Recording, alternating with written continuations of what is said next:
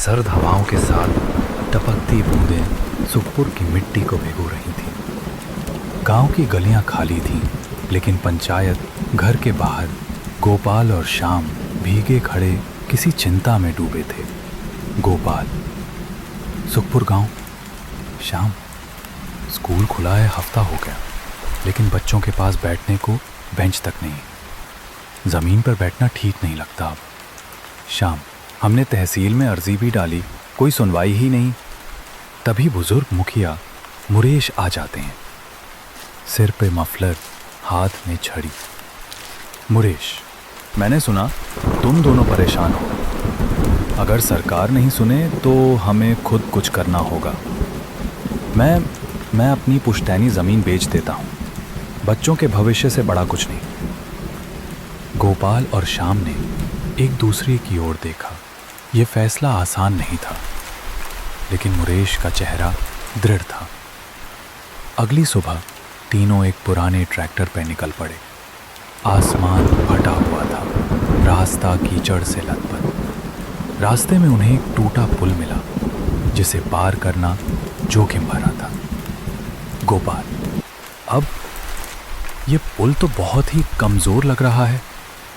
तभी झाड़ियों के बीच से आवाज़ आती है, अगर ठहरने की जगह चाहिए तो आगे पुराना स्टेशन है। मैं किशन हूँ, चलो वहाँ रात बिता लो। उनके पास और कोई रास्ता ना था। वे किशन के साथ चल दिए। स्टेशन उजाड़ था, दीवारों पर बेलें उगी थीं। किशन ने एक कमरे में चूल्हा जलाया।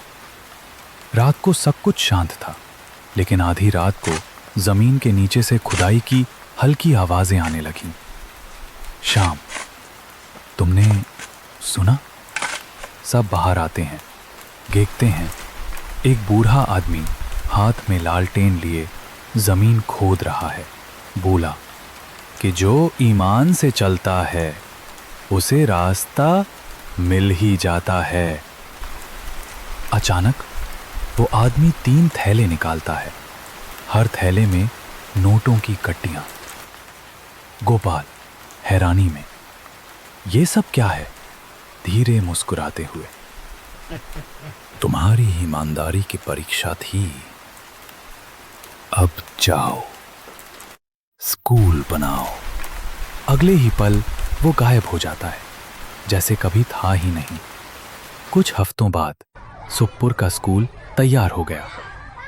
नई बेंचें, रंगीन दीवारें और बच्चों की खिलखिलाहट हर ओर गूंज रही थी। मुरेश, यही असली पूंजी है, शिक्षा और सच्चाई। उस रात सिर्फ एक खजाना नहीं मिला था, मिली थी एक सीख। सच्चाई के रास्ते हमेशा कठिन होते हैं, लेकिन अंत में उजाले की ओर ले जाते हैं।